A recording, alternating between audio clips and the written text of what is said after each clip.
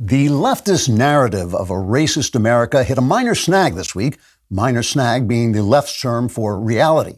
For one thing, master race baiter Ibram X. Kendi interrupted his life's work of making an utter fool of himself to make an utter fool of himself.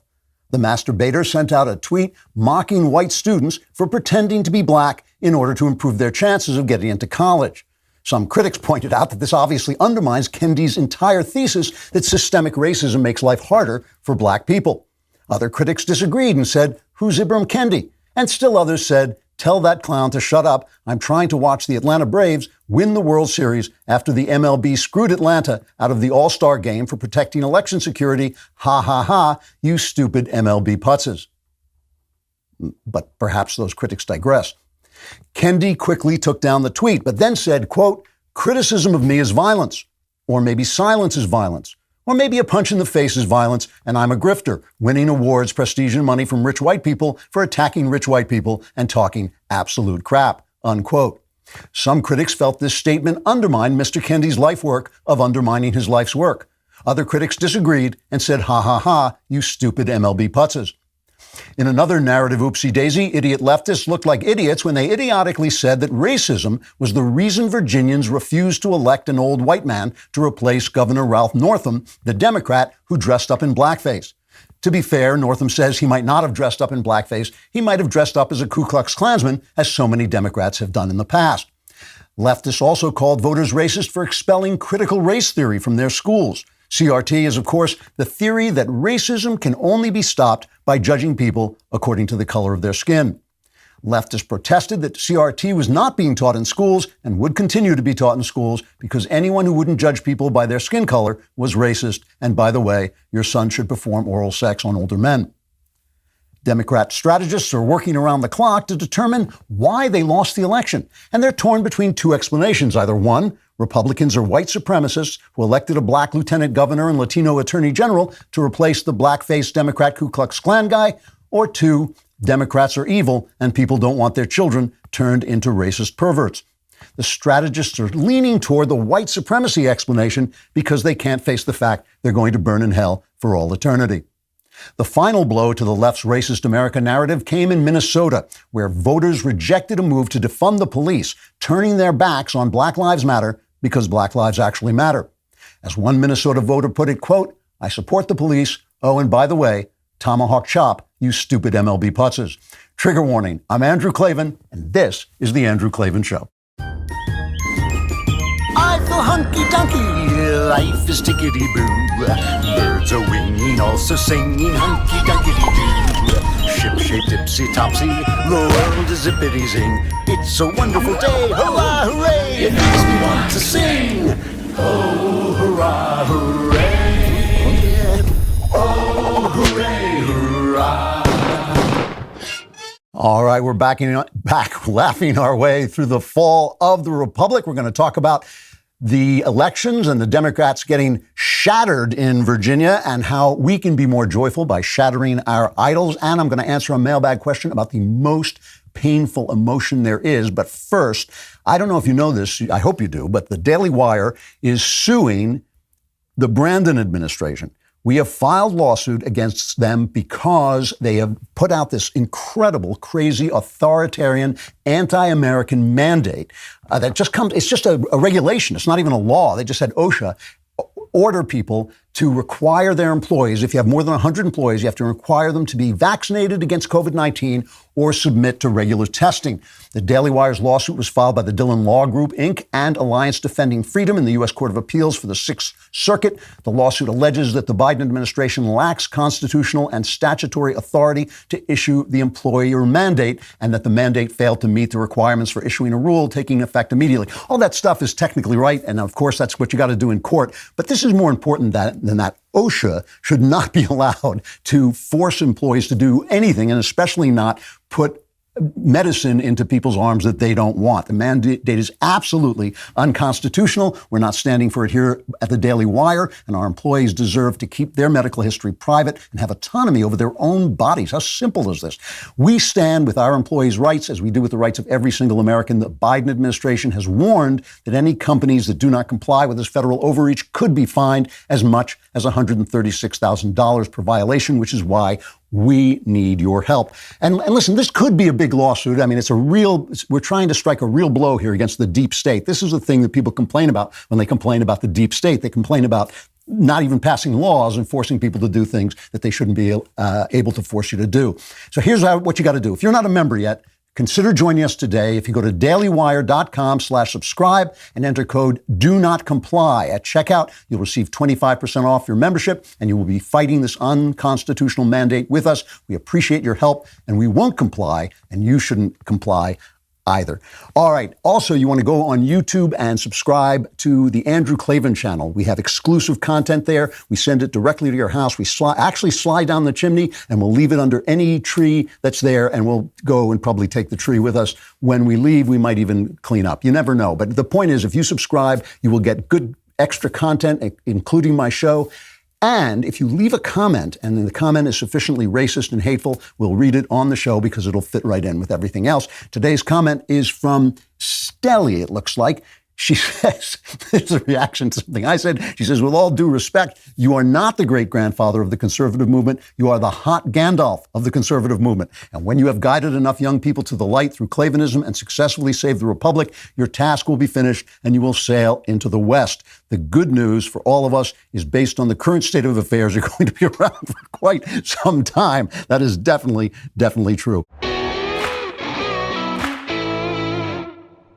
So the holiday season is coming. It's time to deck the halls, the walls, the windows, and the doors with the best deals of the year on the award-winning Ring Alarm. Ring Alarm is a powerful, affordable home security system that you can easily install yourself. And if you don't believe me, we got a great story. This just happened. Our friend McKenna Waters, you don't get to see McKenna, unfortunately for you, but she is working behind the scenes. She runs the clips on the show. She actually does all the voices of all the politicians. But her dad was recently working on some rental properties, and this is in Kansas City, and put in a Ring doorbell on one of these properties.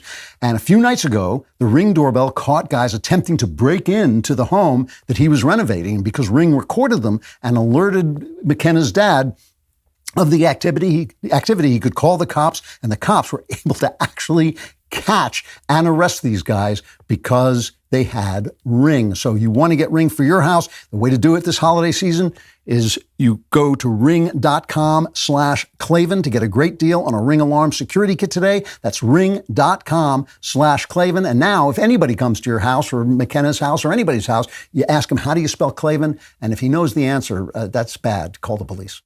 So in the wake, I got to tell you, there's two things that really struck me about the election, because in Virginia, where I led the way. I mean, we got some help. We got some help from Chris Rufo. He was great, exposing critical race theory. And of course, the Virginian, as we call him, Matt Walsh, also showed up. But I was the one who was there. I voted a couple days early because I was going to be out of town on election day. And I just got up and I said, I'm Spartacus, and everybody just rushed into the booth. So it was really, I'm like algae. I brought the red tide to Virginia with me. But the thing is, Virginia votes 1 year after the presidential election, and almost always the opposite party wins. So it's been 12 years. I mean, it's a blue state. It's been 12 years since a Republican has won the governorship in Georgia and Virginia. So this is a big deal. But he won, Glenn Youngkin won by a couple of percentage points. He should have won by 111 percentage points, he should have won by 111%. And here's the thing that really gets me. There are two things about our current situation. The first thing is this. Democrats now believe the following. They believe in killing babies in the womb. They believe in teaching children racism. They believe that teaching children to accept homosexual pedophilia. These are things they actually believe in and actually do. They believe in letting black people get killed by criminals, letting criminals off the hook so they can go into neighborhoods and kill more black people. They believe in silencing free speech and using corporations to do that. And they think they're the good guys. Now, I mean, I find this amazing. I don't find it amazing about like a desiccated old witch like Nancy Pelosi, who's been in power so long, she's been emptied of everything inside, every value except the love of power and privilege, But it's the ordinary people, the people who listen to NPR and say, yes, teaching people that whiteness is bad. I understand why we're doing that. It's just, it makes no sense. And here's the second thing that just amazes me. Democrat policies suck. They do not work. They have never worked. They get black people killed. They cover the streets with homeless people. They suppress the economy. They suppress energy production so that not only are we paying $110 at the gas pump for our gasoline, we're giving power to petrol tyrants like Russia and OPEC to push us around when we could be making our own stuff.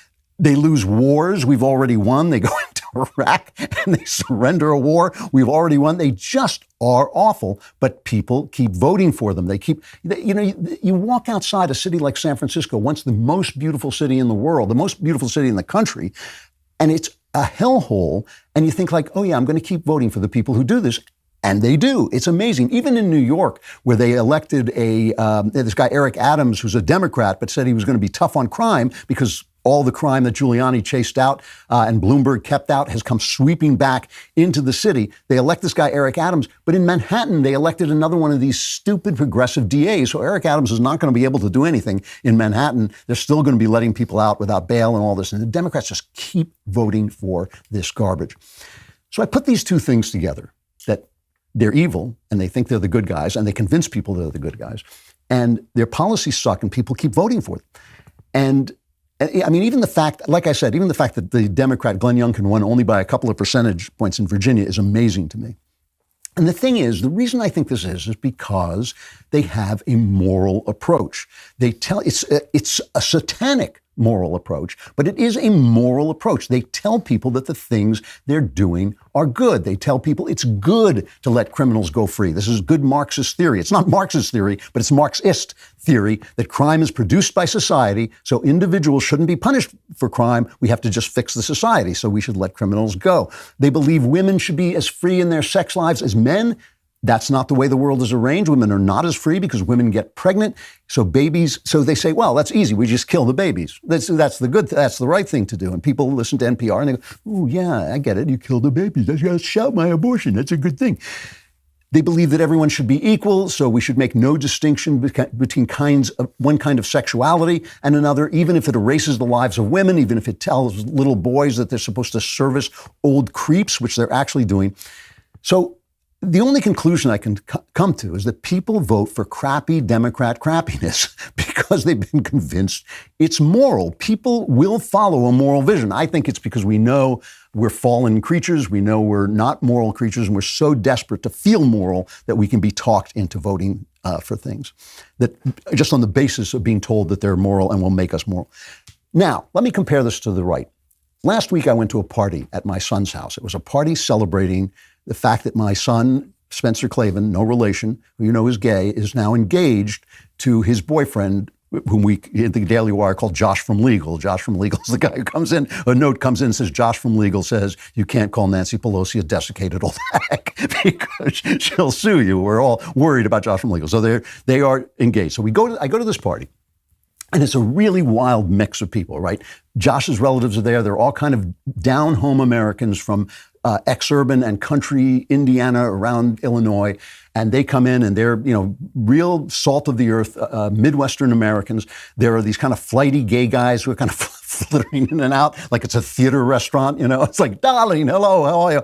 And there are these kind of macho, conservative blowhards who are sitting out on the porch smoking cigars and talking about what makes a good woman a good woman.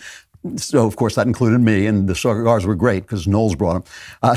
So we're all there now. Now, I'm an artist, right? So I've been going to parties like this all my life. I have been going since the 1970s. I've been going to parties that are just full of all kinds of different people. They look like that scene at the Smuggler's Bar in Star Wars, right? Just all these different kinds of people. The only difference about this party is that they were all right-wing conservatives, all of them. I don't think there was one person there who was not a right-wing Republican conservative, right? Now, some of these conservatives believe that gay marriage is a bad thing. One or two of them, I happen to know, believe that gay marriage is marks the end of Western civilization as we know it. And who knows, since Western civilization is obviously coming to an end, maybe that is why, who knows. But they showed up. They showed up because they love Spencer and Josh. And Spencer and Josh are incredibly lovable, and they showed up because they love them. And they think, yeah, this is a bad thing, but it's here, and so we accept it. So on the left, they have this evil moral vision, but they believe in it completely. And on the right, we do things that work, but our moral vision is in conflict with our feelings of love and the best actions that we take. The people who showed up for love of Spencer and Josh were doing the right thing. I mean, the Bible says, rejoice with those who are rejoicing. They were doing the right thing. They were following the love in their hearts. That's a beautiful thing, So we do this all the time on the right. We're confused between our theories. We have these kind of good feelings, but these theories are very hard line, right? So we say identity politics is bad, but then we celebrate when a black guy is elected to a Republican position. We say, yeah, now we have a black guy too, We say transgenderism is absurd, but then we thump our chest and celebrate when formerly Bruce Jenner runs for governor as a Republican. We condemn homosexuality, but we love our Uncle Fred, who for some strange reason has never gotten married, right? We have ideas that work, and their ideas don't work. But they have a moral vision, and we're a little confused about who we are. And personally, I think that we need to readjust this because we need a moral vision if we're going to continue to win, and especially if we're going to win the culture, which I think is where the fight is going to be. I think it's where it's been for the last 50 years. I think it's where it still is. And if we're going to win the culture, we need a solid moral vision that people don't hate, that doesn't make people recoil from us. Now, here's the thing. I would like to make a suggestion. Here's my suggestion. I would like to suggest that we have a new way of thinking about what we stand for morally. And instead of a vertical view of good versus evil, which I think the right talks about too much, I think we should have a linear view of centrality versus non-centrality. Now, there's such a thing as evil in the world. You don't have to write to me and say I believe there's no such thing as evil. I believe there's such a thing as evil. I think racism, like CRT, like, critical race theory, is evil. I think pedophilia is evil. I think killing a child in the womb or anywhere else is evil. I think allowing criminals free to drive by and shoot children in the neighborhood is evil, and I think evil has to be opposed. I think there is such a thing as evil. But most of the things we do in politics are not about that. They're about ordering priorities. They're about a linear view of the world. Individual freedom is our central good. We think it's the central good because it allows people to choose virtue freely. And virtue isn't virtue if you don't choose it freely. If I force you to do the right thing, you're not actually doing the right thing. You're not choosing the right thing. You're not becoming virtuous. You have to be free. And that means we have to allow people to make a wide range of different decisions, even when we think they're bad. We can preach against them, but we can't always control them.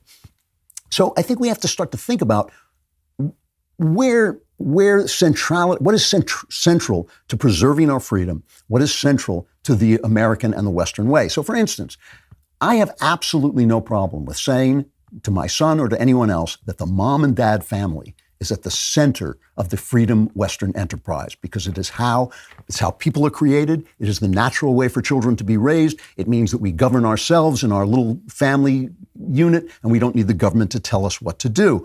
I believe that should be privileged in law. I believe you should get tax breaks for being married. I believe we should celebrate marriage. I believe we should celebrate homemaking. I believe we should, celebrate the creation of children and the nurturing of children. I don't think that means we necessarily have to be screaming at gay people all the time. I don't think we can say it's out. They're out from the center. They're away from the center. You know what else is away from the center? Me. I'm an artist. Artists are away from the center. I live at the mercy and the grace of garbage men and carpenters and homemakers and all the people who build society. They can get along without me. If the garbage man disappears, you're going to miss him a lot earlier than you miss the novelist. But I hope I contribute something, and I hope they let me into the house they built. And I think we should let other kinds of people into the house that mom and dad built, but while preserving the mom and dad family. I mean, it's the same thing with God. I mean, God is central to the Western vision. Our rights are given by our Creator. There is no other valid argument for your rights but that they're given for God. But of course, that doesn't mean that we get rid of people who don't have that exact belief in God, and it doesn't mean we should get rid of atheists. But we should privilege we should privilege God belief. And then Scalia said this, just because we can't pick a religion doesn't mean we can't privilege in law religion over non-belief. You know, there are three principles that we should build our vision on. The three principles are very, very simple. They come right out of the Gospels. Love God, love your neighbor, and don't judge your neighbor's sin. And that way we can think about, instead of thinking about this vertical idea that everything that's not us, that's not central, that is not the absolute necessity is evil. Instead of saying that, we can say there's something at the center, but we accept with love all the kind of weird clown world that freedom creates, because freedom does create that clown world. We should be asking ourselves what's central to the Western enterprise, freedom and virtue, and how can we move forward in love while preserving that freedom, because without freedom, love isn't love at all. Before I get to the election, and I will get to the election in a minute, there's something else I want to talk about. I want to pause this part of the show. This is not a commercial, so don't skip through it, all right? I want to ask you a personal favor. And it's going to cost you $20. I want you to go, preferably on Amazon, but you can go on Barnes & Noble, wherever you go, and buy my new novel. I brought it with me so I could show it to you. My new novel, When Christmas Comes, which is right here, When Christmas Comes. It's a Christmas mystery, a Christmas crime story. And, you know, let me read a comment from Audible. They've already put up a couple of reviews. And there's a comment from Audible which says, Klavan is a genius and powerful communicator. But here's what it says. He says, Klavan is one of the great communicators of our time. I highly recommend this as a Christmas gift for a friend or a loved one. I also recommend that Andrew start promoting himself. Talk about your damn books on your show. Do a countdown every week. My book will be out soon. Pre-order now. I don't do that. I've hardly talked about this book at all when Christmas comes. And the reason I don't do it is A, I don't like doing it. I don't like promoting myself. But B, it's out of respect for you. I'm doing the show because I hope it adds value to your life. That's why I do it. And I'm not just trying to sell you things. But I think this is important. And there are three reasons why I think it is important. If I can get you to spend $20 to order When Christmas Comes, like while I'm talking, I need you to do it in fairly good time. And I will explain the three reasons. One is the book is great. It's one of the best books I ever wrote. It is, you will love it. Brad Thor said it was fabulous. Dean Kuntz said it was wonderful. A crime writing website called The Criminal Element called it a masterclass. Publishers Weekly said it was terrific. I just before I came into the studio, I got a review from First Things, one of the very few magazines I actually subscribe to, a great religious magazine. It says the book is infused with unpretentious moral seriousness, but constructed to provide surprise and delight. So even if you're not into crime stories, someone you know will like When Christmas Comes. So that's the one reason you should buy it, for you. But there's something else, okay? And it pains me to say this. I'm going to go back and after I do the show, I'm going to go out and have a reaction to having said this. There is no better American crime writer than me. I'm not going to say I'm the best. There are other great crime writers. I'm one of them. To put a work of fiction of this quality on the bestseller list, which is what I'm trying to get you to do, to put it on the bestseller list is a big deal. Since I came out as a conservative, my reviews from mainstream venues have dropped. I used to get nominated for an award every book. Every book got nominated for an award. I've won 3, 4, I can't remember, 4 or 5 major awards. They all stopped when I came out as a conservative. So my books don't get on the list anymore. It would make a big difference to have writing of this quality, fiction of this quality, because you can always get a book like, I Hate the Libs, 7 Reasons to Hate the Libs, number 5 will make your eyeballs roll around. You can always get those books on the bestseller list, but to get a work of fiction of this quality on the bestseller list is a big deal. It is much more important to the culture, believe me, than making the next crappy Ayn Rand movie. It really is. And so conservatives always have reasons not to do things. They always say, well, you didn't say that Trump really won the election, or whatever it is you disagree with me about.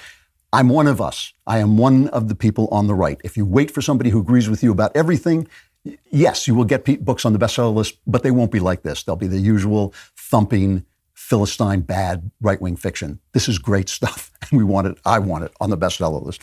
And the third reason is personal, and then I'll stop talking about it. It pains me to do this, but I will stop talking about it. I've been trying all my life to find a character to build a series around, because series are fun to write, and they're fun to read, and people love them. And I have never found a character who is complex enough or multifaceted enough where one story didn't finish his story. Sometimes 3 stories. I've written a couple of trilogies, but then I just felt the guy is done. The story is done. The guy in this, his name is Cameron Winter. He's a college professor, but he's much more than that. He is a really multifaceted character. I would love to build this into a series. I've already got the sequel, but if the book doesn't really make it, I can't do it. The company won't do it. I won't be able to do it. So I want it to really sell. So take $20 out. I know you have all kinds of snarky things to say. I know you've got all kinds of complaints. Take the $20 out. Get it on Amazon. I know you hate Amazon, but if everybody goes on Amazon, it'll move the book up to the Amazon list, and that's good enough. The New York Times is never going to put me on a list. I don't know. Possibly they don't like being called a former newspaper, but if you get me up on the Amazon list, which you can do yourself, that will be enough. So please, when Christmas comes, it is a great Christmas mystery. I can't promise you it'll arrive fast because they've already gone into the 3rd printing or something like this because they don't expect right-wingers to show up for fiction. So they didn't expect this. They've already gone into the 3rd printing and we've got all these supply side things, but it will show up eventually and you will love it. Please go on and get When Christmas Comes. I won't bother you about it anymore. So MyPillow gives you great sheets, great pillows, great towels. I love my MyPillow slippers. They are the best, but they want to give you even more.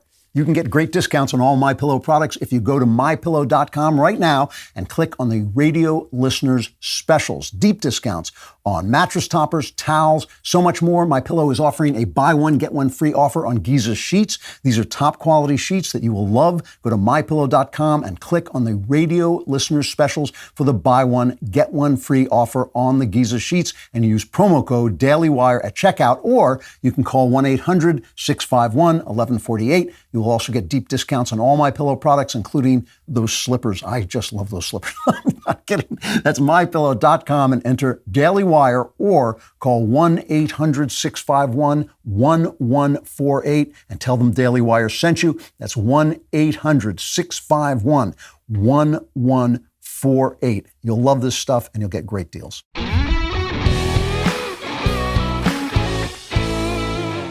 So I am thrilled about this Virginia election. I mean, I just got there.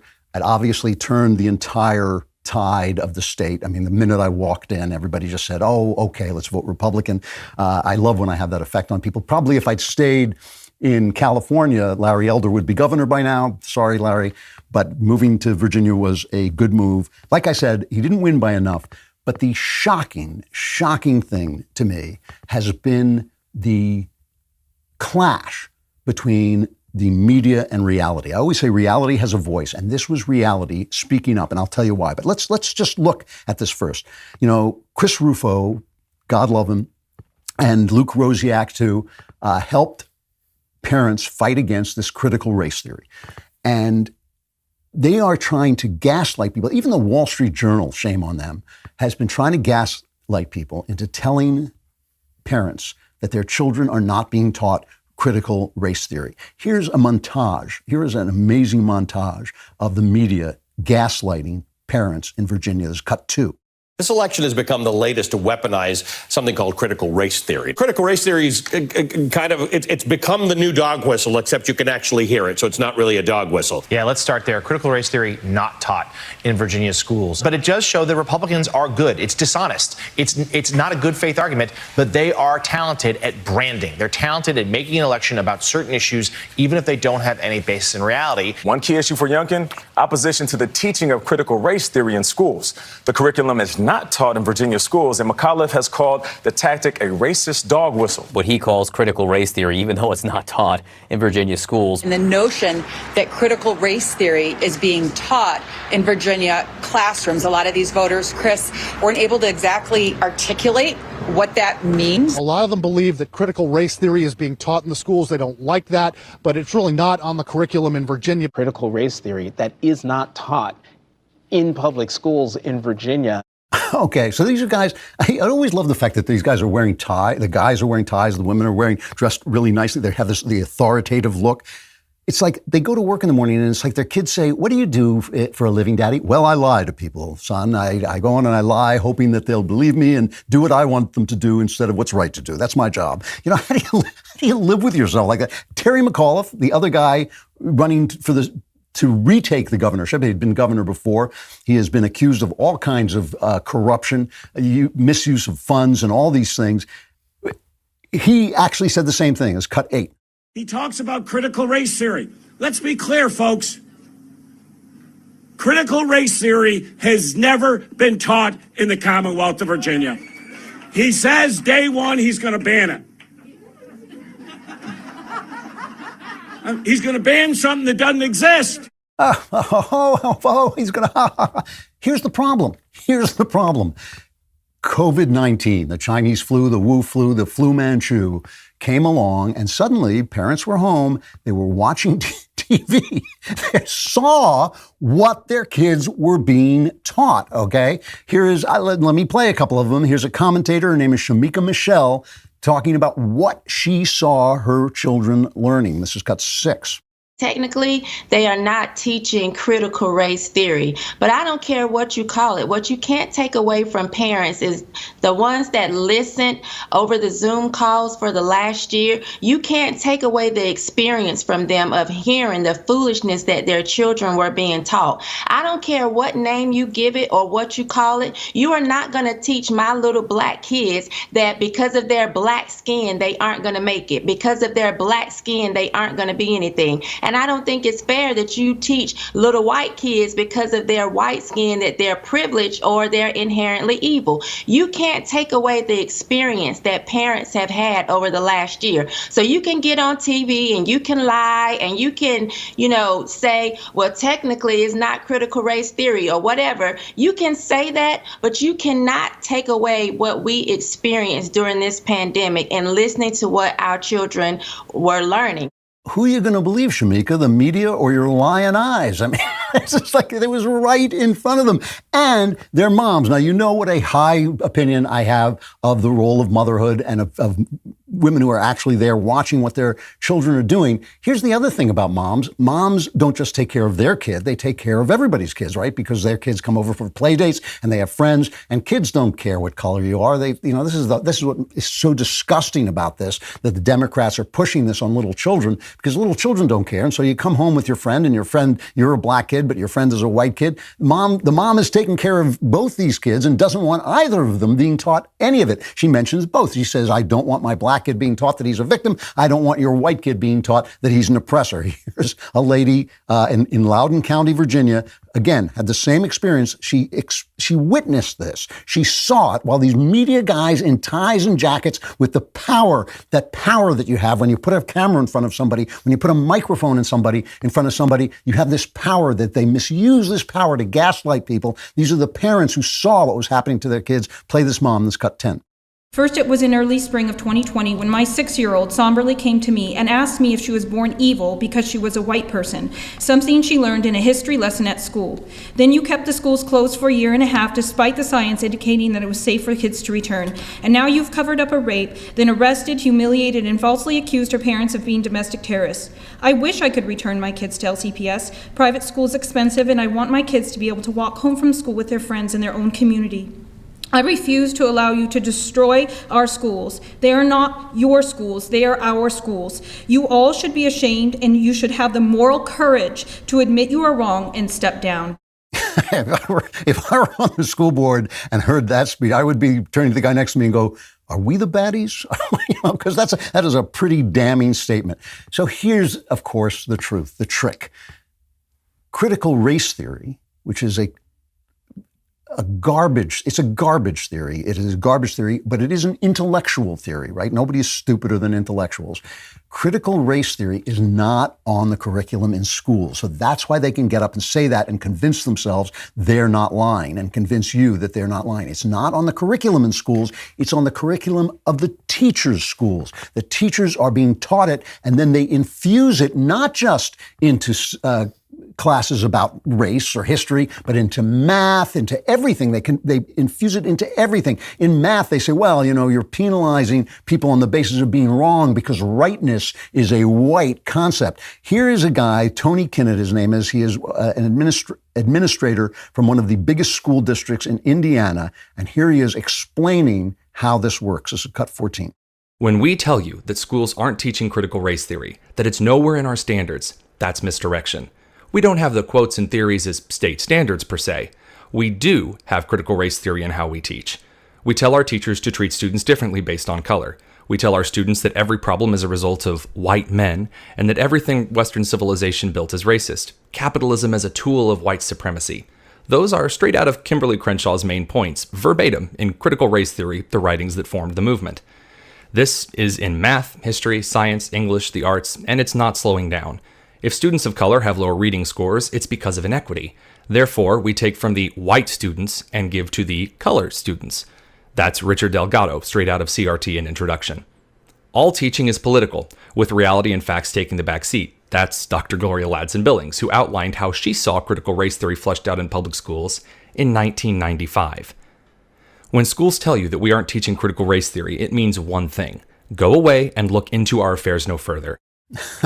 Right. And you know, there's a little grain of truth in this, in that education is coercive to some degree, right? You have to teach children some values. You teach them that the history of America is either a good history or a bad history. It doesn't mean, when I went to school, which was, I think, 1722, you know, they taught us that American history was a good history, but that didn't stop them from teaching us about the evils of slavery. It didn't stop them from teaching us about racism. We knew what all those things were. We understood that, but we understood that we were basically a good country putting forward this new idea of freedom that had spread throughout the world. And we knew this because every now and again a siren would go off and we would hide under the desks because we thought the Soviet Union, a slave state, was going to drop a nuclear weapon on us. So we understood that, yes, we were a country full of bad people, just like every other country, but there were countries that were much worse than ours because our idea was better.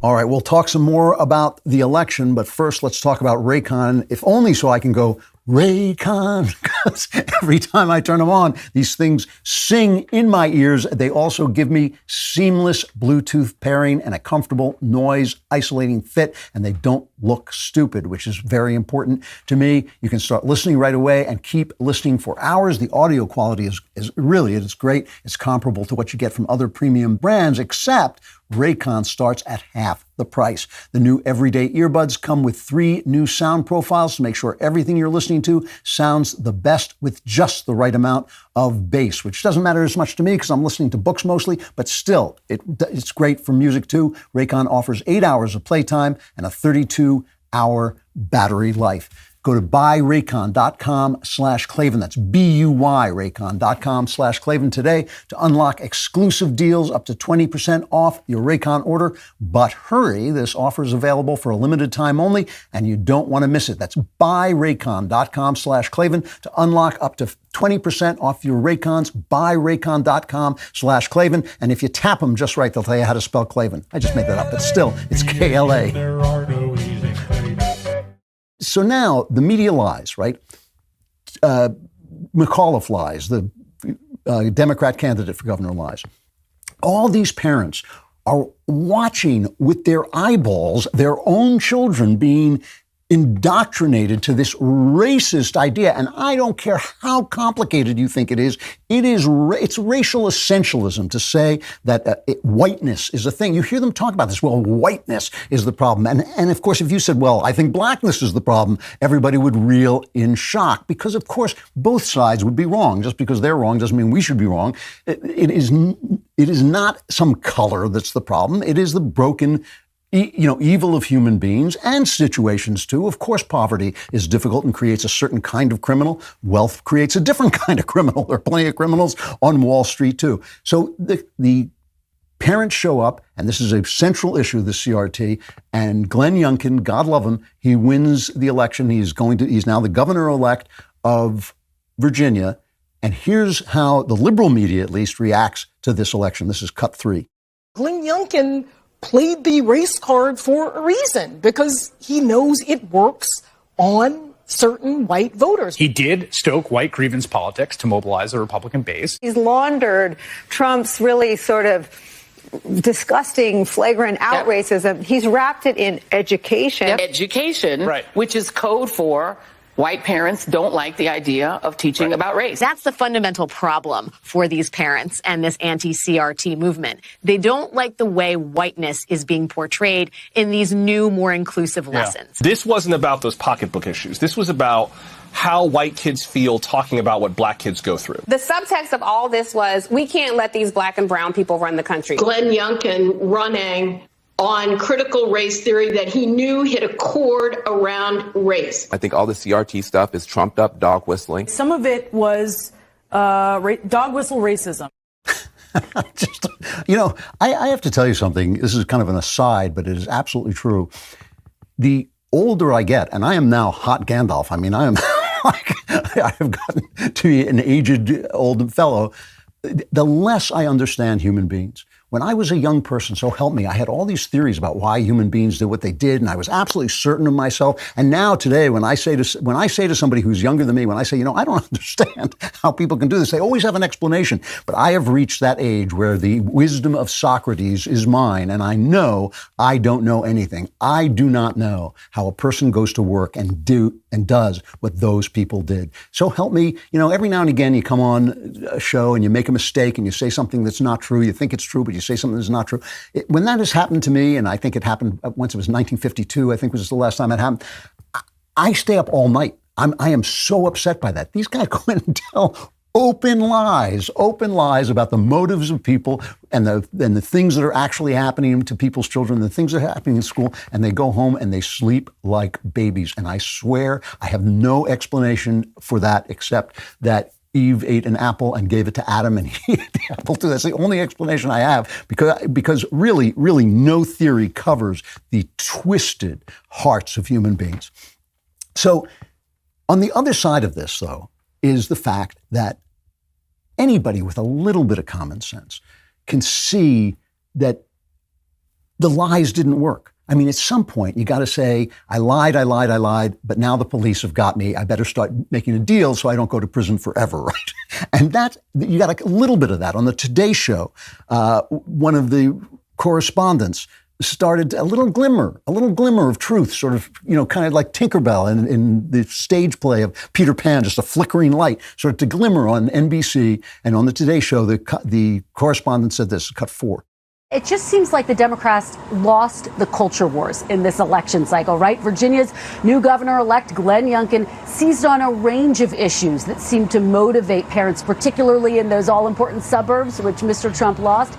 Issues from the controversy over mask mandates, what kids are taught in school, like critical race theory. Democrats, Terry McAuliffe in particular, tried to downplay those issues, to some extent ignore them altogether, to say that they weren't relevant. And the lesson is they may need to find a way to talk about them ahead of the midterms. The New York Times was the same way. The New York Times has been there's no critical race theory. It's all racism. But when they lost, it was like, maybe we should talk about something. Maybe we should be more moderate like we promised when we were running. This is a good moment to just reflect a little bit about Donald Trump. In a couple of weeks, I'm going to have my pal Sebastian Gorka on. I love Sebastian, but he and I have an argument about realpolitik, and I think that Trump can be a problem. And even Trump knew Trump said he was going to come to Virginia, and apparently the Youngkin team panicked, and they called up Mar-a-Lago and said, "You're not coming to Virginia." And Trump said, "No, I know it would not be good for you. I was just giving the liberals a hard time. I thought it would be funny," because that's Trump. That is Trump. But. And I think Trump was right. I think Trump would have hurt Youngkin. Virginia is a blue or at least a purple state, and Trump lost it, but I think 10 points. So I don't think he would have helped Youngkin going down there, and that's just realpolitik. But Youngkin would not have known to fight the culture war at this level if it hadn't been for Donald Trump. And this is what the future of the Republican Party has to look like. It has to look like kitchen table, issues. You got to talk about price of gas. You got to talk about crime. You got to talk about schools. All those things matter. But the moral vision comes in on these culture war things. These are the things that really get people excited, the things where they really feel, especially on the right and center, they feel they've really been screwed for 50 years by these elites sitting in their studios in New York and telling them what they should be doing while they're living the high life. These are the places where the moral vision comes in. And Trump has taught the Republicans that, and if they don't learn it, if they run away from that lesson of Trump, they're going to be screwed. I think Trump can be a difficult character. We all know this. He says he broke that barrier by the force, the bull-like force of his crudity and his ruthlessness and his toughness, and that was what made him beautiful, but it's also what alienated a lot of voters in the middle, a lot of voters in the suburbs who didn't like that. And so we need guys who are statesmen, but who will remember that lesson. I just want to end this talking about all this, about this incredible fantasy that the left and the media, but I repeat myself, created, that the parents with their own eyes broke through because they saw their children being inculcated with this absolute moral atrocity of critical race theory and racism and sexual perversity. They saw it with their own eyes. They heard it from their children's own mouths. And so it broke through this lie. But I just wanted you to look for a minute at Winsome Sears. Okay, Winsome Sears is a Jamaican-born black woman, a U.S. Marine. She won lieutenant governor. They run separately in Virginia, so you vote for the governor and you vote for the lieutenant governor. She won lieutenant governor. And so this is the first black woman to win statewide office in Virginia. So, this would be historic if she weren't a conservative, right? But I want you to listen to her talking. Let's play it first. This is cut 11. There are some who want to divide us, and we must not let that happen. They would like us to believe we are back in 1963 when my father came.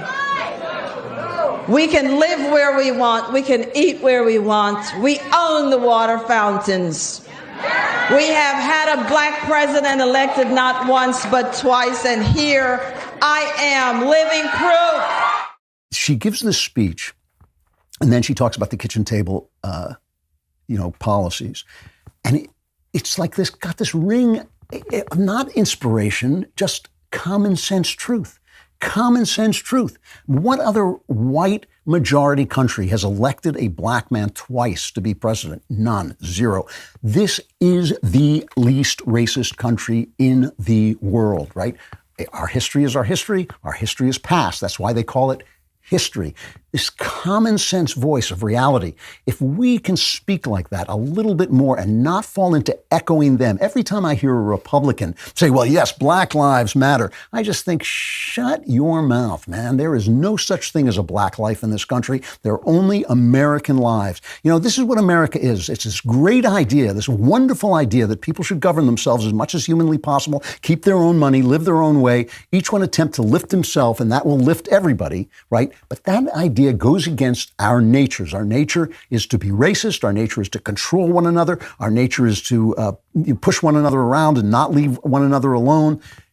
All of these American ideas go against our nature, but they are possible. They are possible things. And so we stumble toward them. We stretch toward them. We say, okay, that's my nature, but this is my American nature. This is a new thing. This is a new country. I've said this before. I love living in a multi-ethnic country because it's proof the founders were right. It's proof the ideas can be spread to anybody who wants to join in the American way. You're a black guy, you're an Asian guy, you're whatever you are, get on the freedom bus and you can ride with us. That is a beautiful thing. That is not a problem. That is a solution. And if we can do it, if we can pull it off, because it's still an open question, it will change the world. It has changed the world. The left wants to just pull us back into our nature.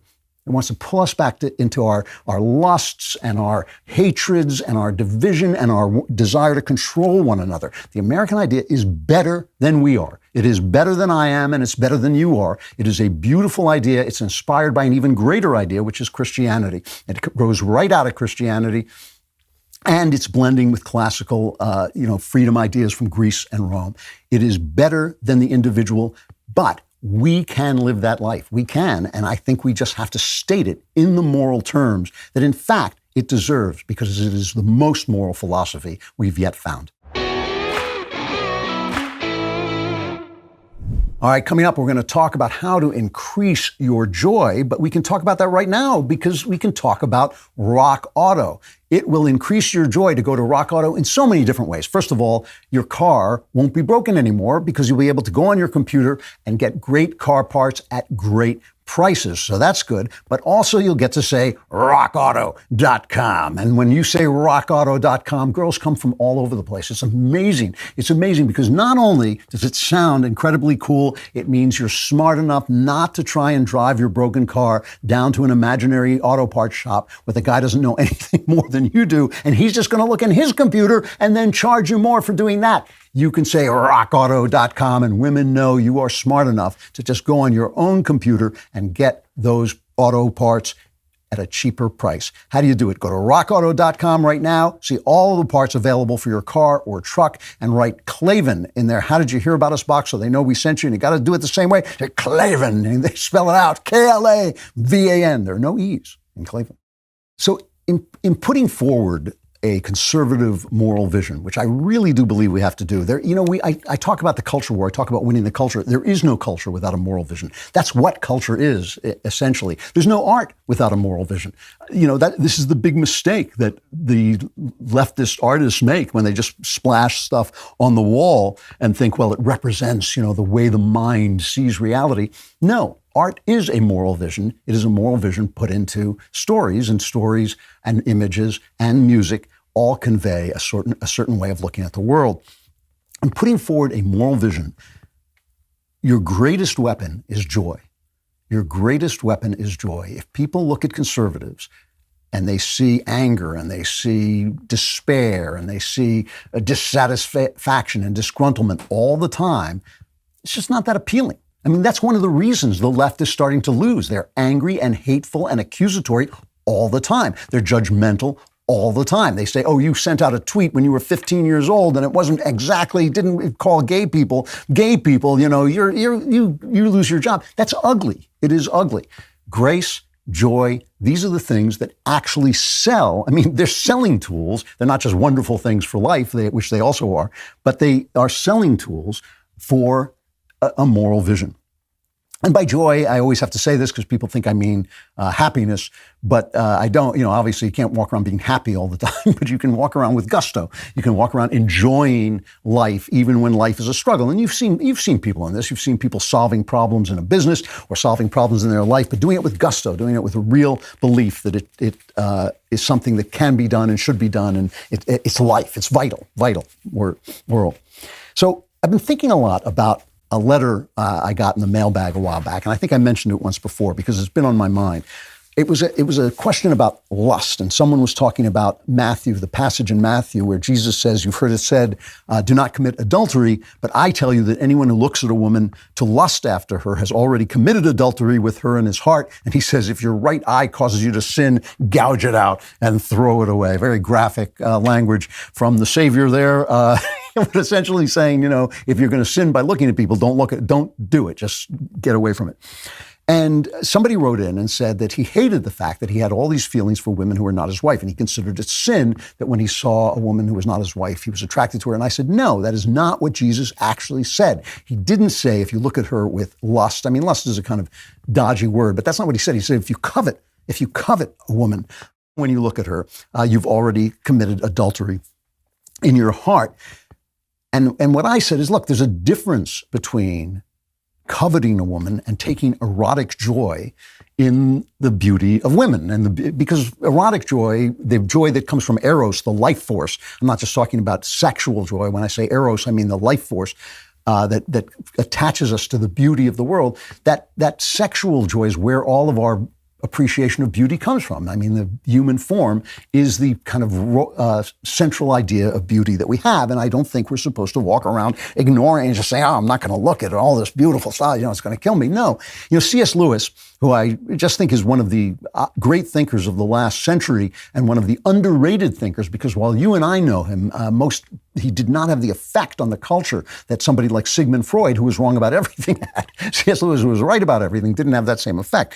But C.S. Lewis said that all pleasures come from God. And the Screwtape Letters, which is about a demon is the narrator. The demon says, never forget that when we are dealing with any pleasure in its healthy and normal and satisfying form, we are in a sense on God's ground. God made the pleasure. All our research, all the demonic research so far has not enabled us to produce a single pleasure. All we can do is to encourage the humans to take the pleasures which God has produced and use them in ways or in degrees which God has forbidden. We are meant to enjoy the beauty of the world, including the beauty of the opposite sex or the appeal of the opposite sex. However, not that long ago, I was walking in New York City. It was a year or two ago. I was walking in New York City when I suddenly noticed that I was edgy, that something was wrong with me. I was like, there was too much energy going through me. And I thought, what's going on? And I looked around and I realized that I was walking through this construction site and there were huge posters of virtually naked women everywhere. And it was just making me a little bit, it took me over the top. And that's a very sick thing, it's like, why are there all these pictures of sexually available naked women just spread out? And they weren't porno, they were ads, they were mainstream ads. And I thought, that shouldn't be what I'm looking at. That's not actually a good use of this erotic joy that we all feel in life, this joy of eros. And here's another quote from C.S. Lewis. He says, "You can get a large audience together for a striptease act, that is to watch a girl undress on the stage. Suppose you came to a country where you could fill a theater by simply bringing a covered plate onto the stage and then slowly lifting the cover so as to let everyone see, just before the lights went out, that the cover contained a mutton chop or a bit of bacon. Wouldn't you think that in that country, something had gone wrong with the appetite for food?" He's saying there's something wrong with our appetite for sex. Because we're fallen, our appetite for sex is not what it should be. And I think what he's essentially talking about is idolatry. And idolatry is a worship of idols, obviously. It's the worship of idols, but in a broader sense, it's a worship of material things as if they were spiritual things, as if they were the spiritual things they represent. The basic form of idolatry is you make a statue of a god, and then you think that the statue is the god. And idolatry was rejected by the Jews right away. I mean, this was in the Ten Commandments. One of the things is you shall not make for yourself a graven, a carved image, or any likeness of anything that is in heaven above, or that is in the earth beneath, or that is in the water under the earth. You shall not bow down to them or serve them. Now, a lot of people took this, especially like in the Puritan era, a lot of people took this to mean there shouldn't be any icons at all. We should dress in black. There shouldn't be any decorations. There shouldn't be anything in them. And the Muslims still feel this way. Muslim art is all decorative. There's no pictures of human beings allowed, no pictures of anything, actually. It's just a design.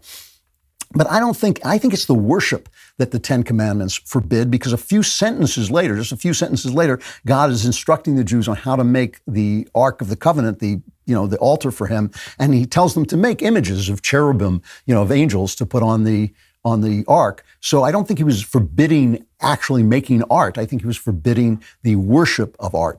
But the ban on idolatry still was central to Jewish thought. And remember, Jesus was born and died a Jew.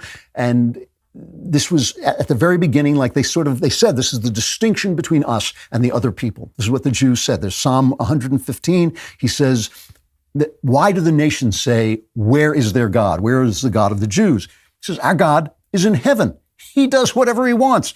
But their idols are silver and gold made by human hands. They have mouths, but they can't speak. They have eyes, but they can't see, ears, but they can't hear, noses, but they can't smell. They have hands, but cannot feel, feet, but cannot walk, nor can they utter a sound with their throats. Those who make them will be like them, and so will all who trust in them. There's a legend that Abraham, the father of all the Jews, that his father was an idol maker. This is not in the Bible, it's in the commentaries, but that he went into his father's shop and broke all the idols. It's a great story, actually. I was taught this in Hebrew school as if it were part of the Bible, actually, where somebody comes in and says to Abraham, I want to buy an idol, and Abraham says, how old are you? And the guy says, I'm 50, and he says, well, then why would you worship something that was made yesterday? Because you should be too old to do that. All right, let's pause for just a second to lament how expensive gas is and talk about Get Upside, which will help you deal with this. I'm thrilled about this. It's an incredible app that everyone who buys gas needs to know about. Who doesn't buy gas and who hasn't seen the insane prices that our politicians have helped create? My listeners are making up to 25 cents for every gallon of gas every time they fill up. You just download this free Get Upside app in the App Store or Google Play right now and use promo code Klavan, and you get a bonus 25 cents per gallon on your first fill up. That's up to 50 cents cash back. Don't pay full price at the pump anymore. Get cash back using Get Upside. Some people who drive a lot are making as much as $200 to $300 a month in cash back. And there's no catch. The cash back gets added right to your account. You can cash out anytime to your bank account, PayPal, or an e-gift card for Amazon and other brands. Just download the free Get Upside app and use promo code Klavan to get up to 50 cents a gallon cash back on your first tank. That's code Klavan. I know what you're thinking. You're thinking 50 cents off? Just tell me, please. How do you spell Klavan? It's it's K-L-A-V-A-N. Here's the thing, right? The heart is an idol-making machine. It's very hard for us to make an object and not imbue that object with the traits of what it represents. Consider this. I used to think about this all the time when I lived in L.A. In L.A., if you are a fatuous, handsome Dan who doesn't do anything nice for anybody, doesn't even call his mother on Sunday, you can make $250,000 a week playing a cop. If you're a cop, you're making about $60,000, $70,000 a year, right? So in other words, we imbue with value things that represent things instead of the things themselves. I wear this very plain cross around my neck, right? It's just to remind me, it's just something for me to touch it from time to time. If I think I may be letting my thoughts go in the wrong direction, it's something I can remind myself of. But even for me, if I drop this, I suddenly, I dropped the cross. It's just a piece of wood. It is not the thing itself. We are an idol-making machine. Now, here's the thing. As God receded from the Western mind, as people stopped believing in God, all of the truths that Christianity had taught Western people had to be reinvented as non-holy things because they were all true, right? Like Freud knew that everybody experiences guilt, but he didn't believe in original sin, so he actually made up a myth of an original murder. He made up his own original sin just out of his head, and he thought, well, this is better than the Bible because it doesn't have a God in it. So it's just, and this is the way Freud worked. The guy was a genius, but he was also a quack, and which makes it kind of interesting because he had these insights, but they were all so much nonsense in them. So he had to invent an explanation for our idolatry, our natural idolatry. And instead of saying, we make an image of God, but because we can't see God, we imbue the image with meaning, he said, no, God is the idol. God is the idol. We are afraid and we're helpless as little children, so we depend on our fathers to protect us, and so we grow up and we realize we're still helpless. We're still before sickness and death and chaos. We're still helpless, so we invent a father in the sky. The God himself is an idol. We imbue this emptiness with a presence. Marx did the same thing. It's not surprising. I've said this before. It's not surprising these came from secular Jews because the Jews had been so abused that when they lost their religion, they couldn't then become Christians because the Christians had abused them so badly. So they had a motivation to sort of disprove the ideas of the Christian religion. Religious Jews aren't like that at all, but secular Jews do have that tendency to want to prove everything is just physical, is materialist, secular Jewish thinkers. Marx was the same way. He had this theory that he called alienation, which is a very complicated theory. Marx was like not a slouch. It's a complicated theory, but to put it in its simple form, society frustrates our ideals, and so we put those ideals into objects like money. So we put our ideals into money, and money, which used to be a representative of material, we now sell material to get the money. We now start to worship the money. He felt the same way about God, that people are frustrated in their ideal self, so they put their ideal self into the heavens. And Marx didn't want to destroy religion. He didn't want to ban religion. He just thought that once society was perfect, religion would melt away. We wouldn't need it anymore. Now, those arguments, Freud's arguments and Marx's arguments, don't make sense to me. I don't see why we would evolve. Maybe in the Viennese middle class, your father protected you, but I'm not sure all fathers have been protected. And I'm not sure if you live in the wild, your father may be that necessarily protective. And I'm not sure why we would evolve to think our father would be just or would be protective or would be strong and would be courageous. Why do we know those things or what we expect from our father? I think that God has to come first. And I think the same thing is true of Marx. The ideal self, why do we think we have an ideal self? Why do we think there's something we're not that we should be? It's not because of society. I think everybody knows this.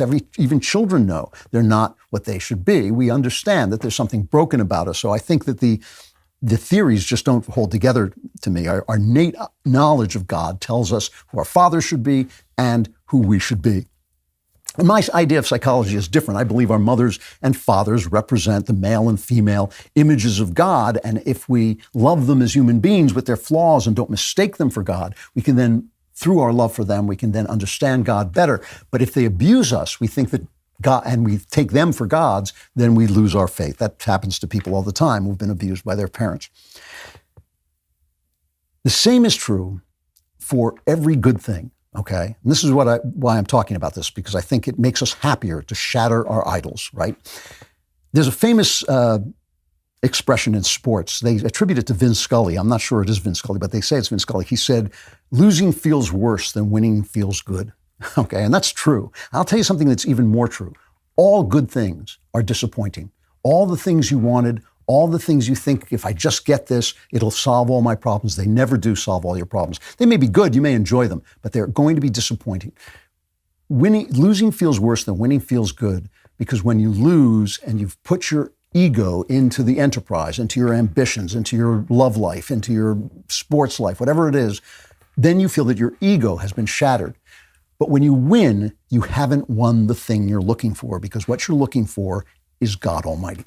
And when you start to love things as representative of God, when you start to understand that the cross around your neck or the flag that flies over you or your wife or your ambitions or your career or your children are not God, they are a thing that the language that God speaks his love to you in, then you start to become happy in the things you have. You're not going to have a happy life. Nobody's going to have a happy life, okay? Because life is there's too much sickness and evil and wickedness in life. But you can have a joyful life, and that joy will communicate your faith and your moral vision to other people. And that is how you affect the culture in and of yourself, the way you live. I started with C.S. Lewis. I'll end with C.S. Lewis. He said, joy is the yearning for something beyond this world. And since there's no I'm paraphrasing him. Joy is a yearning for something beyond this world, and since we have no appetites that can't be satisfied, we must be made for another world. If you live in that world, you can live without judging others, you can live in joy, and you can be free to sell your moral vision simply by living and simply by the way people look at you. All right, we got an interview with Brian Kilmeade coming up. He's got a new book out. But first, let's talk about Stat Hero. You don't just watch sports, you follow every play and player. You want to get the daily fantasy sports book that rewards passion with winning. That's called Stat Hero. It's the first ever daily fantasy sports book that puts the player in control and winning within reach. Here's how it works. Stat Hero shows you their lineups and dares you to beat them. It's you versus the house in a head-to-head fantasy matchup. You name your stakes, winner take all. You have the advantage. Stat Hero is showing you their lineups ahead of time. No one else does that. No matter how you play, there's a contest for you. Stop wasting money and give yourself the best shot at winning with Stat Hero. Go to stathero.com/Klavan, sign up for free, and right now you can get 100% bonus match on your first deposit using promo code Klavan. They're matching your first deposit. What do you got to lose? Go to stathero.com/Klavan and enter the promo code Klavan for 100% first deposit match. But you have to know how to spell Klavan. It just doesn't work without it. It's K-L-A. Before we get to the Brian Kilmeade interview, let me just remind you that the Daily Wire is suing the Brandon administration because of their oppressive vax mandate for businesses. We're going to stop them. We will not comply. You can help us out by becoming members by going to dailywire.com/subscribe and enter code do not comply at checkout. And that'll give you 25% off your membership, and you'll be fighting this unconstitutional mandate with us. We appreciate your help, and we won't comply. And while you're helping out, Don't forget to go and order your copy of When Christmas Comes on Amazon if you can. That also will help us win back the culture.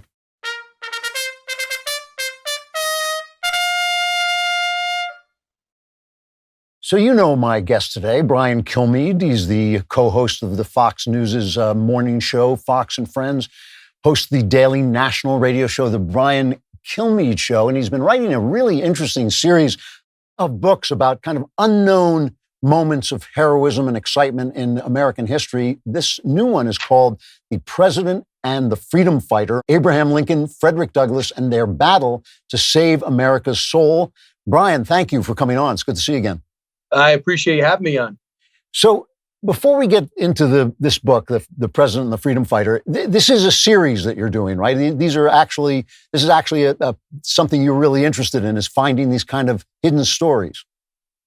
Oh, absolutely. I mean, I'd be reading them. I love the research part of it, the stuff that everyone finds boring. I find it almost, I imagine an archaeologist looking for dinosaurs. When you're able to find these quotes and see what these people wrote, and Douglass and Lincoln, they wrote so much, and to see what they thought instead of what people think they thought, I find that the whole process amazing, especially if I feel as though instead of just pursuing a hobby, I feel like there's a war in American history now. It makes me think back. If I'm going to engage you and tell you things about this country, I got to go deep in backing up my school of thought, because there's a whole bunch of people living their lives on a daily basis trying to blow up the American dream, the American ideal. And I never thought that would be the case.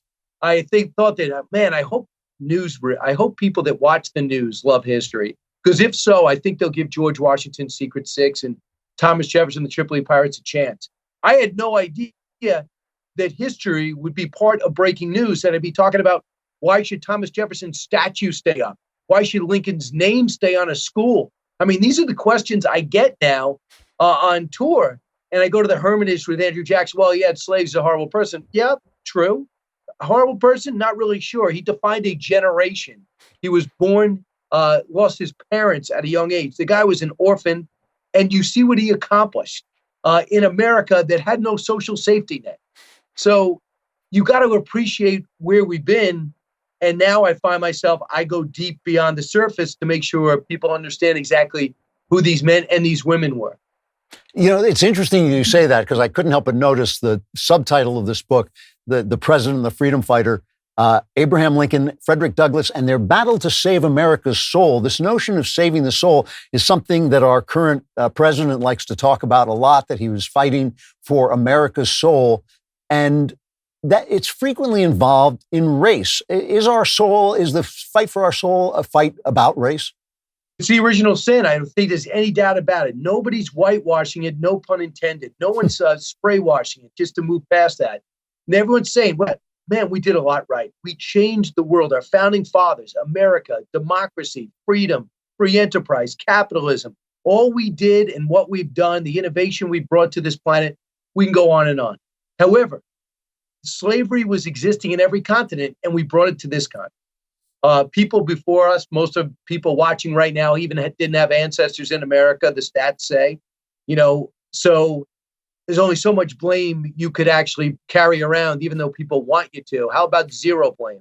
How about studying what happened, understanding how wrong it was, no one will ever rationalize it, and then see how this group of people grew from John Quincy Adams to his dad, John Adams, and Alexander Hamilton. And then you have people like William Lloyd Garrison and Gerrit Smith. And you have all these abolitionists, and John Brown famously might have been a little crazy, but I understand his intent, who understood how wrong it was even in their times.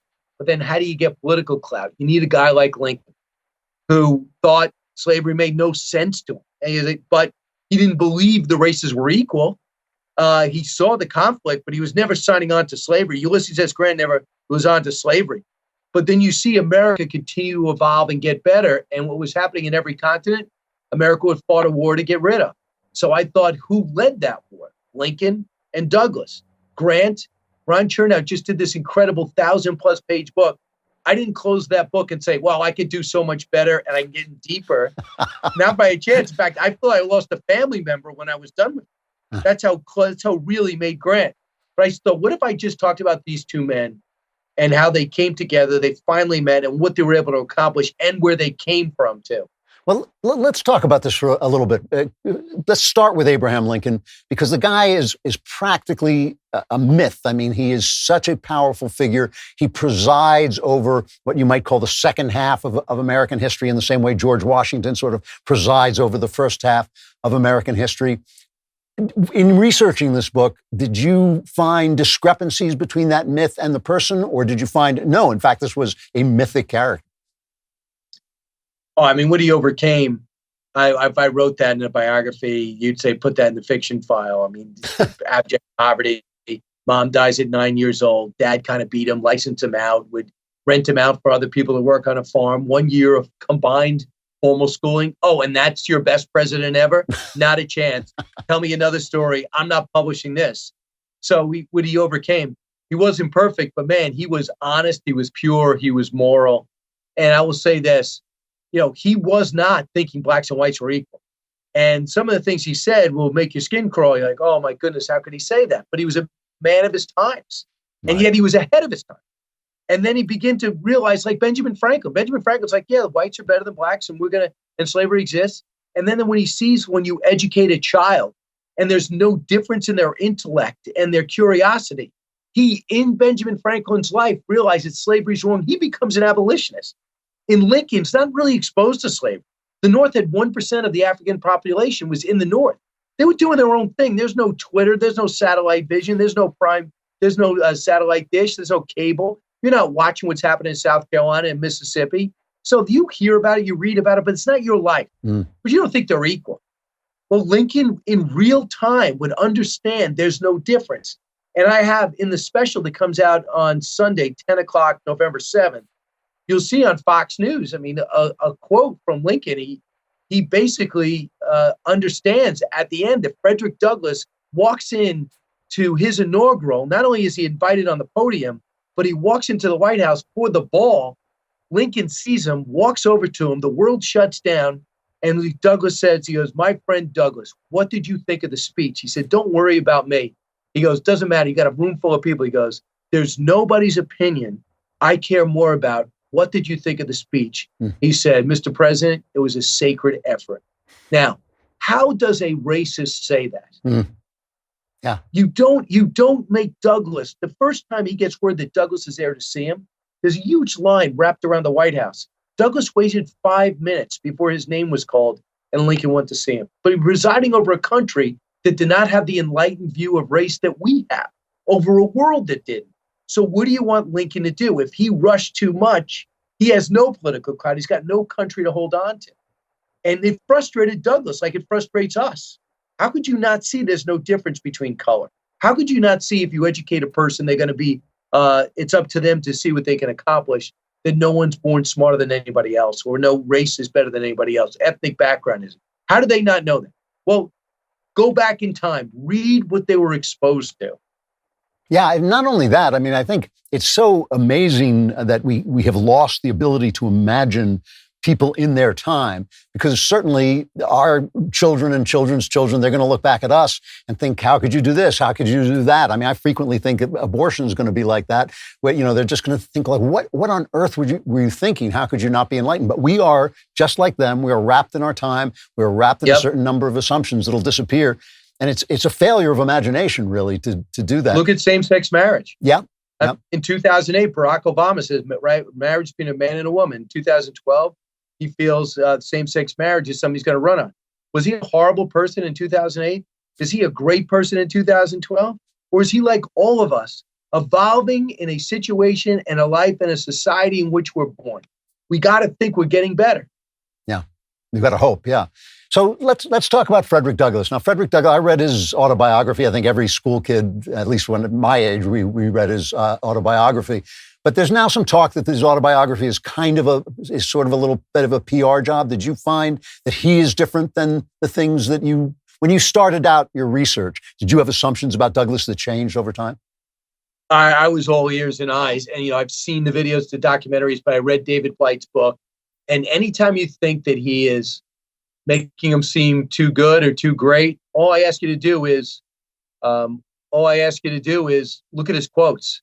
You know exactly what he thought. If you say I don't want an author's opinion, fine. Read his newspaper. Read the North Star. The guy wrote almost every day. So he's not blown out of proportion. He's so ahead of his time. His intellect is so great. And he's a self-made, self-taught guy that never stopped learning. My goodness, when he was learning to be a caulker on the docks, he would nail different articles to the post so we could read and work at the same time. So I don't know. I mean, my biggest question to me is, why did he need a comeback in 1950? Why did they have to write about him again to bring his historical persona back? Like, why did he dip in time? Like, he died in 1890s. Why did he need a reboot? So I don't really think that. I don't think you could say enough about him. Do you have an answer to that? Why did he kind of fall out of favor? No, I don't have an answer. I mean, we could look at the times. It just so happens which is crazy too, because as soon as he got black men to vote, his focus was on women. So he worked with Susan B. Anthony, other great historical female figures, to give them equality, give them the rights that he had. So he never stopped. The day he died, when he had a heart attack in his house, I was at his house there where he lived. You couldn't go inside because of the pandemic, but they said that he had plans that night to go to another rally for women's right to vote. So I have no idea why he went away. His house still stands. It's still extremely well visited. This guy that, obviously born a slave, could not be in a more negative situation, ended up knowing 6 presidents quite well and serving in the government and having the most beautiful house on the most beautiful plot overlooking Washington, D.C. So to me, he should never have dipped. But they say that if you can bet on any historical figure, they're going to go up and down through time. They say Grant is somebody that continued to grow these days. When he died, they thought he was a corrupt guy and a bad president who lost all his money. But upon further review, we wouldn't be the same country without him. But I digress. So how does Douglass get from being a slave to being a guy that the president comes out to get a review of his speech? How does he make that transition?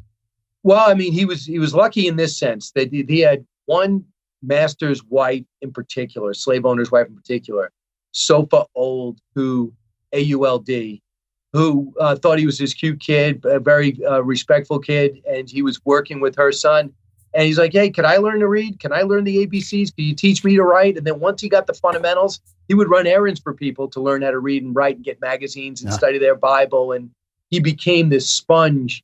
So the more he knew what world he was missing, as he found out the world he was missing, the more restless he became and the more determined he was to escape to freedom, which was the key. If he did not have the knowledge of what world was like and what your potential life could be and the inequities that were surrounding him and the slave life in which he lived, he probably wouldn't have tried to escape the first time and would have been successful the second time. And when he did that, when he escapes to freedom, he knows how to read, he knows how to write, he knows how to think, and he knows how to work. He's got a trade. He's a caulker. And man, does he have a work ethic. So when he gets to the North, maybe things are unequal, but he's able to keep his own money.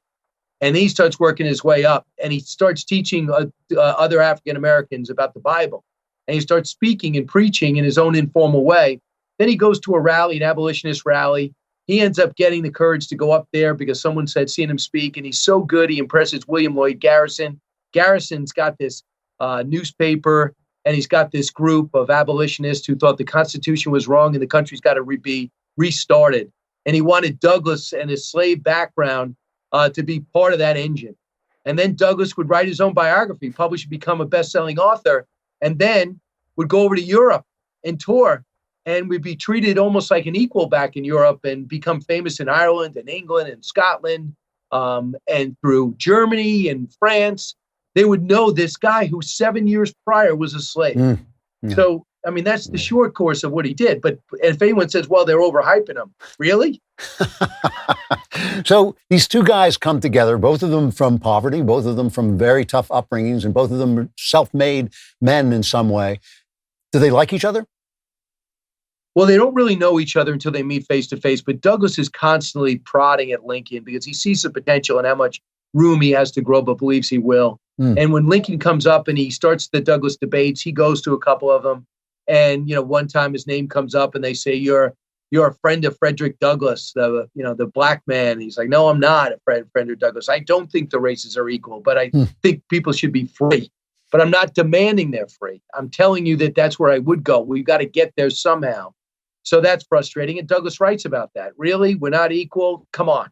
We are equal. You've got to free us up. America can't exist like this. We're heading towards a big reckoning. And he'd be upset. But he was prodding because he saw my view, saw the potential in Lincoln, what he would eventually become. So he'd be frustrated with the pace in which he did. And he was frustrated after his first inaugural that Lincoln was too willing to cut a deal with the South, not to come back into the Union. And when he said, you can keep your slaves, you can come back, we can put an amendment in that allows you to keep them, they still said they're going to stay out. But Douglass said, how could you possibly make that offer? We can't exist like this. So that was the refrain. But when they finally met, I guess Lincoln really never talked to others about what he thought of Douglass, but he certainly knew of him. Yeah. So, you look at the country today, and we're in a pretty confusing state. I lived overseas for about 7 years. I feel that America may be the least racist country I've ever been in. And I know we have this history, and I know slavery, as you say, nobody's trying to minimize what that is and what the history of that is. Do you feel that the left has a case to make? Is there something that people like me are missing?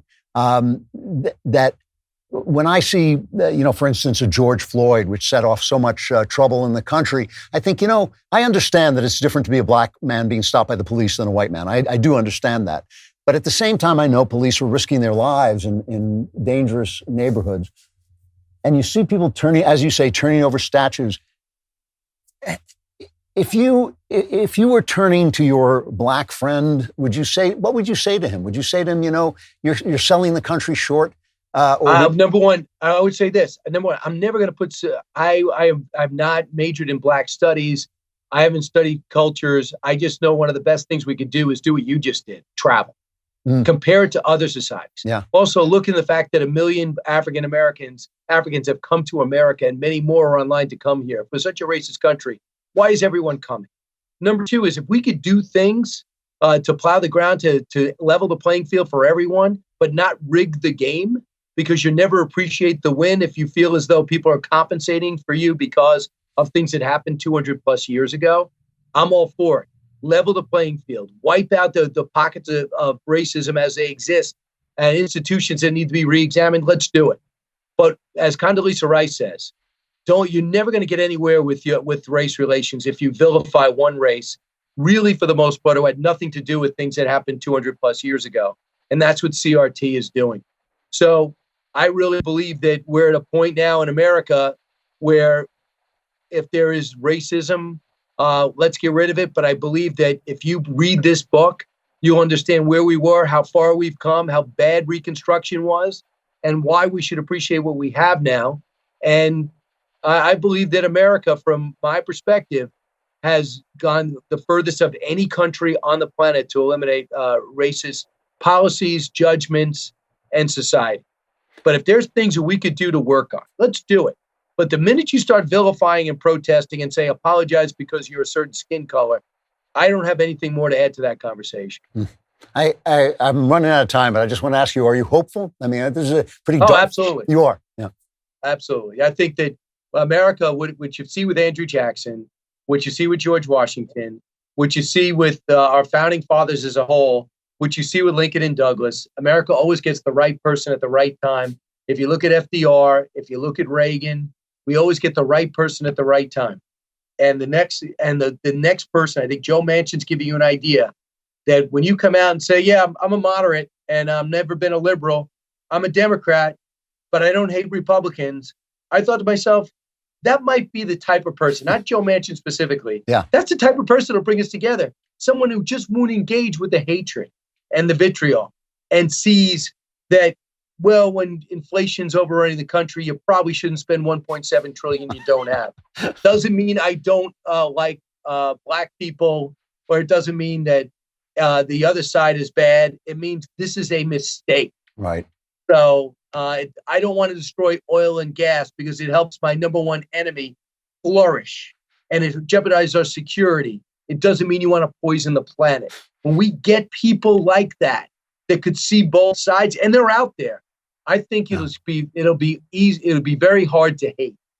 You'll be back to disagreeing and less hating. Interesting. Brian Kilmeade, the author of The President and the Freedom Fighter, Abraham Lincoln, Frederick Douglass, and Their Battle to Save America's Soul. Brian, good to talk to you again. Thanks so much for coming on. Thanks so much, man. Appreciate it. Thanks. All right. The time has come. You waited for it. You begged for it. You wrote me letters. You prayed and wept and hoped it would come. No, you didn't. But here it is anyway. It's time for the mailbag.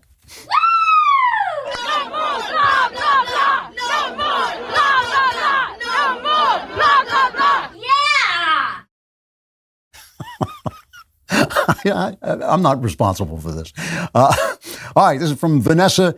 She says, a few years ago, my fiance and I, of about 7 years at the time, had a failure of birth control and made the tragic decision to abort the baby. We were at the time fooled by the leftist propaganda that an unborn baby isn't human. But now, 2 years later, we're married and we have a beautiful 6-month-old. And we're unwaveringly pro-life, and we're trying to find God. I've been struggling with shame and anguish over the tragic and terrible decision we made, and have been in need of advice on how to move on past this pain I feel. Terrible situation, Vanessa. I'm really sorry. I understand how this happens. We are all victims of the narrative. I've talked a lot about George Washington holding slaves because he lived in this champion of freedom, holding slaves and not really understanding that his slaves wanted to be free because he was so wrapped up in the narrative of the time. The narrative of our time has been, for a very long time, the guiding narrative has been that the baby in your womb is just a clump of cells. That narrative makes no sense. Now we start to see that as the science puts it in front of our eyes. But unfortunately, people, if they don't see it, they don't believe it. So here you are. You're in this situation. And shame, I think shame may be the most painful emotion we experience. I think shame is the worst emotion we experience. And I think about 90% of human beings spend their lives running away from the shame they feel, because all of us, I think, feel shame because all of us know how broken we are. We all know our own fears, our own cowardice, our own dishonesty. We all know this about ourselves, but we're always pretending to the person across from us that we're real, what good people. We're such good people. We're such good people. That's why all those accusations, that's why Jesus doesn't want you to make accusations, because those accusations are turning you away from your own shame and your own sin. And because people don't have a process for dealing with shame, you see this in neurotics all the time. It is almost the definition of neurosis, is they go along like a train on a circular track. They keep coming back, and you tell them a new fact, doesn't change their opinions. You change their mind changes for 10 minutes, then they go back on that track because they cannot stop and process their shame. And that, I think, is one of the reasons they call Satan the accuser, because he understands that you may have good reason to be ashamed, but if he mires you in that shame, you'll never get off that track. You'll never start to grow, whereas God wants you to move into the future. God does not want you to stay back in the flesh, which is in the body, which is in the past, and is scarred and has all the trauma and all that stuff. He wants you to move in to follow your spirit into the future. So how do you do that? You're feeling the shame. You think you've done a terrible thing. You have done a terrible thing, and you've done it in a kind of innocence. You were carried along in the narrative. God knows all about it. And God's forgiveness is bigger than your sin. You have to believe this. You have to understand it. God's forgiveness is bigger than your sin. Your sin is what it is. My sin is what, listen, there are things that I'm ashamed of that I did in my crazy youth that keep me up at night, that I wake up in a sweat. I always try to remember God's forgiveness is bigger than your sin. And once you understand that, you're obligated to pray to God for forgiveness, to say that you know what you did was wrong, to say you're sorry you got caught up in the narrative, and let it go and move on. You are obligated to God to do that, but you're obligated to God to move on in his name and in his image and in his path, right? You want to live into his love, and the love you give your husband now, and the love you give this beautiful new baby who needs you on point, who doesn't need you mired in the past, doesn't need you mired in the shame. The baby who is gone is also with God, and that baby doesn't need you mired in shame either. That baby also is safe now and well and wants you to move on for your new child. And so if you move on in love for your husband, for your baby, for your neighbor, if you can muster it, if you can muster some love for your neighbor, for your friends, if you move on in God's love, You will love until you feel his forgiveness bleeding out of reality. I feel this all the time. I understand what I am. I know what I am. I don't live in some ideal world where I'm a nice guy or a good person or anything like that. I understand it all. I am just a branch on the vine. You have to live like that. You're obligated to do it because God has forgiven you. God has, I think I said this last week, but it's just a great point. I'm not sure if I said it on the air or said it just on the All Access show. The priest at my church said, everybody has been ransomed. God has ransomed everybody, but not all, everybody takes the ransom and breaks free. And so now you have to take the ransom and break free. God has forgiven you. He's died for to release you from the sin. Let it go and move on in that love, in the love. And as you move on in the love, and as you get better at loving, as you learn to love through human beings into God, you'll feel that forgiveness and it will let you go. You are obligated to do this. God has forgiven you, so you are obligated to take that forgiveness and move on. And I hope you do. From Jacob, Klavan, dear Klavan, you were not that hard. I want to drop everything and become a cop. Am I thinking selfishly or am I justified? I'm 25 years old. I'm getting married in a few months, expecting to start pumping out children soon after. I have a job at a small company with a ton of potential for growth. My fiance and I are both Christians and pretty involved with our church. These are the things I'm told I need to be satisfied with life. I'm not. As a man, I feel useless working at my current job. I want to be a cop. He says, my fiance disagrees. Her reasons are selfish, but they're completely valid. This isn't what she signed up for when she agreed to marry me. She simply doesn't want to make the sacrifices required to be the wife of a police officer, the late nights, the long hours, and the danger of the position. I hope that you understand where I'm coming from and could possibly give me some words of wisdom to change my life for the better if you don't mind. Yeah, this is one of those simple but hard, right? It's simple. You're going to have to choose. Once you marry this girl, you're not going to be a cop. And if you're going to marry her and live in anger that your vocation, which is obviously what being a police officer is, it's obviously what you're supposed to do, that you've given up your vocation for this woman, you're going to be angry at her all the time. You're not going to be able to love her. If you can give up your vocation for her, saying, I want the girl more than I want the vocation, then maybe you can have that life. But you're going to have to choose, because she didn't want to do this. That's not the life she wants to live. She has a right not to live that life. If you decide to become a cop, let her go. And the temptation here is, because you've agreed to marry her and because everybody's expecting you to marry her, the temptation is to just marry her and give up your vocation. But I think you should think long and hard about that. I love my wife with every fiber of my being. I am her love slave, but I would not have given up my vocation for her, because my vocation is who I am. She would not have been marrying me if she said, look, I don't want to live with a writer and live with that insecurity and live with the fact that your career is going to have ups and downs. I don't want to do any of that. I would have left. I would have broken my heart, but I would have left, because that's who I am.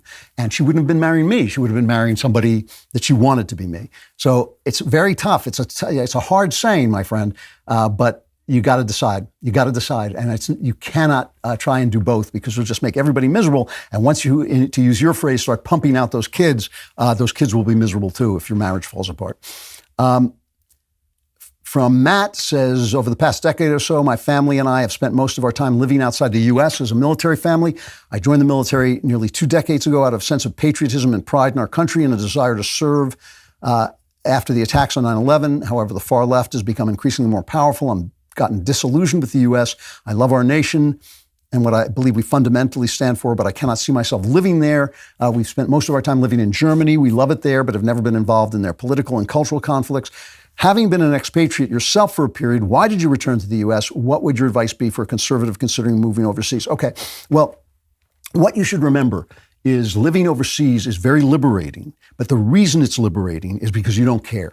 You don't care about their politics. You don't care about their culture. You're interested in their culture. You like it. It's kind of a beautiful, kind of strange thing. But what happened to me is, as I became more immersed in British culture, and I loved British culture, and I loved the British, and I loved Britain. I really did. I thought it was wonderful. But as it became more familiar to me, I started to miss America because I am an American. And I thought, you know what? I got to go home. It just was a feeling. It was a very powerful feeling that came over me. One day, I had British friends. My kids were in British schools. I read the British newspapers. I thought about Britain as where I was living. And one day like that, seriously, I woke up and I started listening to what was then primitive internet radio so I could hear baseball games. And I started reading USA Today, and I started going out to expatriate bars. It just happened overnight. And I think the reason was after 7 years, which is kind of the biblical time frame, after 7 years, I started to think, is this my culture? Will I let this become my culture? And I wouldn't. So if you want to take a vacation from America, go ahead, live in Germany. If after 7 years you find, okay, I'm German, I'm going to be German, just remember their culture is going to give you the same problems that our culture does. So go ahead and do it and try it, but keep an open mind because you're going on vacation for a while, but that vacation will catch up with you as you get immersed in German culture. And with that, I have to say a fond farewell because you are heading into a darkness that is so dark and horrifying that I can't even begin to describe it to you. We just call it the Klavanless week because we have no words that will tell you how awful it's going to be and how small your chances of surviving till next Friday are. But if somehow you crawl across the broken glass that is the Klavanless week, the flaming broken glass, the screaming, flaming broken glass that is the Klavanless week, and you make it to next Friday, we will be here, and I will be here with the Andrew Klavan Show. I am Andrew Klavan.